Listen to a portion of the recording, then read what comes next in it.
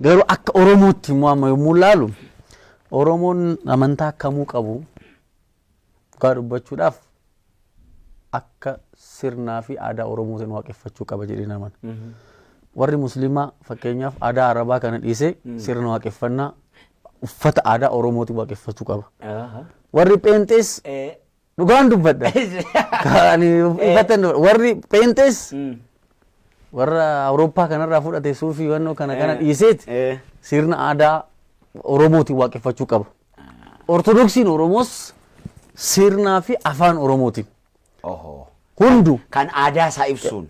Aadaa isaa ibsuudhaan waaqeffachuu qaba jedhee naamana. Argitee yeroo tokko wal sodaattee wal callistee minaamana tokkummaan fiddu. Tokko taane hundarratti tokko taana.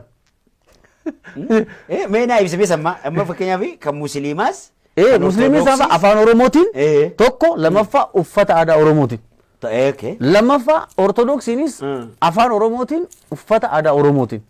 Protestaantiinis warra faranjiirraa fudhate suufii kana suufiin uffatiin hin jedhamu rakkoon hin jiru uffadha. Hunduu amantaan hundaa uffatu garuu akka wannoo tokkotti dhugaa si taateef kabaja miidiyaa fi qophii keetiif qabuuf malee miidiyoota kiyya yeroo tokko shamiizuman tokkodha garuu osoo akkana ta'e sirna waaqeffannaa kana keessatti hunduu aadaa Oromootiin osoo ta'e gaariidha jedhee naamana.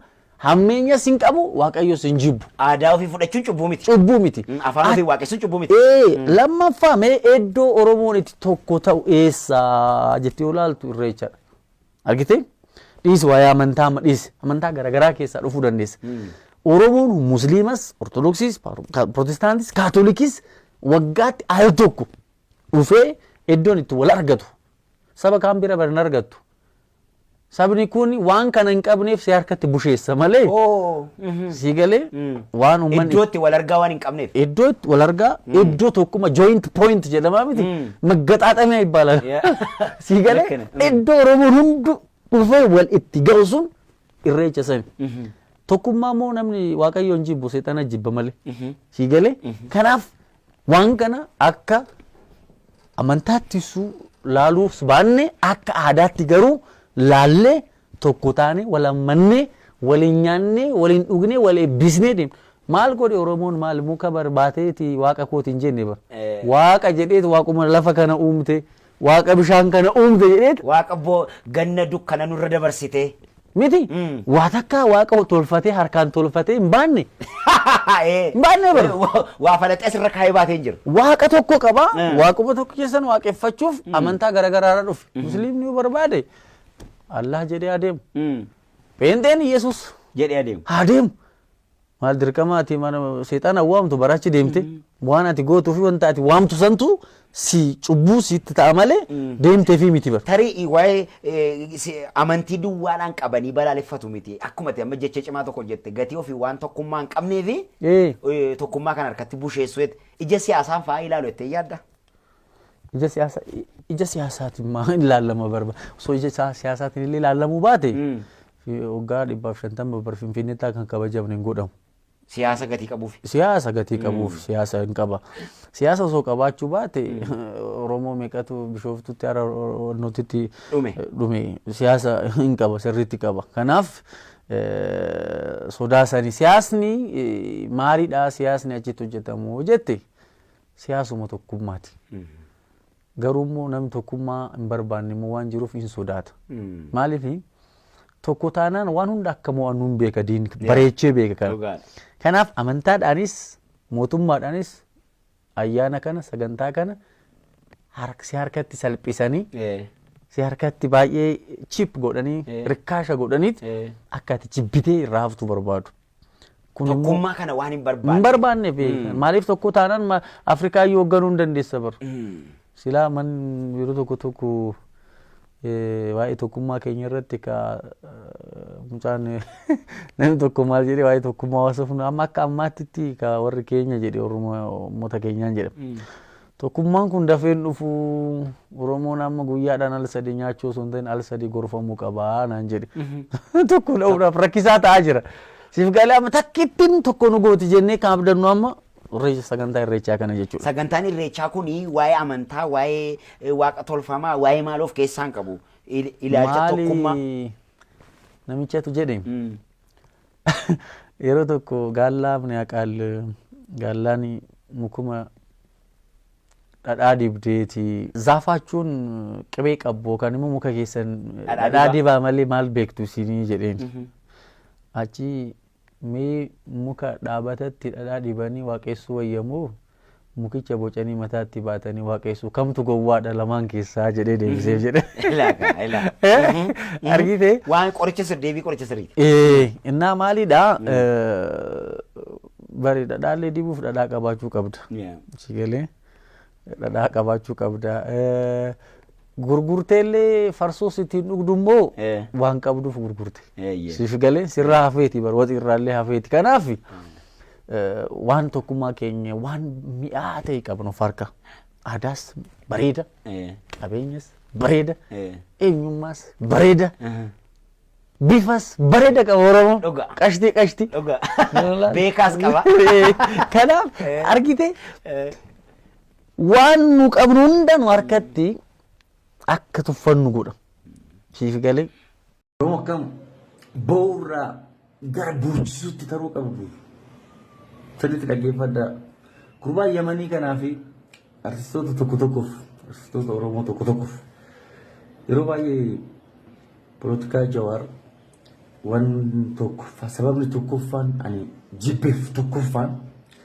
Jawaar jalqabarraa jedhe qabee hamma amma jirutti madaa Oromoo hooqaa ebaluu akkana si godhe harma si mure torchi si godhe maal si godhe jecha madaa Oromoo qofa hooqaa nama torchi godhe sanillee argateen tuqne faayidaa inni yookaan immoo furmaata inni madaa saniif kaa'ee hin qabu maduma Oromoo hooqaa laal madaan amala madaa keessaa tokko maal akka ta'e beektu jettu hosii hooqan bakka san bakka madaa san daarii san akkas bakka san naa hooqi jedha girrisaa nama kuru jawwee kiyya bakka san naa hooqi jedha faaraan ta'inaa Hakimni sirriin garuu maaliin furmaata Oromoon beela'ee eshi beela'ee jira Oromoon duuroon qaala'insi jireenyaa jira amma Jawaar bahe Oromoon akka daabboo nyaatu maal hojjechaa jirta Jawaar yaansi Dr. Abiy Shimallis Abdiisaa qamadii oomishaa jiru qamadii galchaa jiru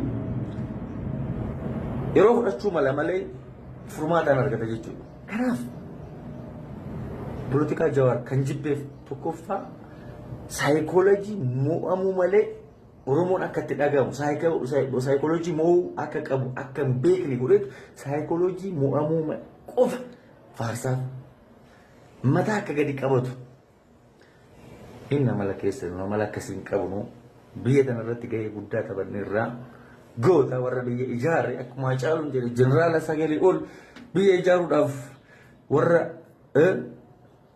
gatii kafalee qabna kanaaf biyya kana keessatti gadaantummaan nutti dhagahamu rakkoon jira maaliif rakkoon sunuu uumamedha rakkoon sunuu bar'aati isaanii ol waan taateef uumamaa jira malee waan ati gadi aanteef miti kanaaf uummata kana boochisu madaa hooqaa furmaata kaa akkuma amma isiniin jedhe gan kanaaf akkas lamaffaa artistoota tokko tokkoof wanti hin dabarsu maaloo artistoota biyya koo maaloo Fiqiriin Musirbaa maaloo ni waan sargii waan fiqirii minamina kana sirbu waan biyyaa waan jaalalaa waan tokkummaa kan hunda madaa hooqaa ummatuma boochisu rooroo kunis naawridha sargii irratti bar Oromoon waan banatu dhabee Oromoon maasaan gamaa lafan baatu allayyaa calanqoo keessaa bookisa jallis keessaa bookisa hayyuuni maal jedheetu dhayi jala maalini soki jala kabira sargi irratti waan sargiiti waan mushirroo waan sargiitu sirbamu kanaaf yeroo baay'ee wantoota kana namni ilaala argitanii waan sargii sirbaa fi ummataaf ummanni yeroo sargii waan banatu Bisooti akkamitti sargii irratti bantanii sargii namaa jeektanii si. Naa isinillee sir'aata godhadhaatee akkas godhaa. Maali yaa maali buleessa keessan kutusuudha. Taannaa shondummaa jechuun eegganaa. Yoo tiiviilee na dhoowwatanii kunuuti. Hellamni noyes ammasitti tanumaan akkanatti tola garra jedheetumaan.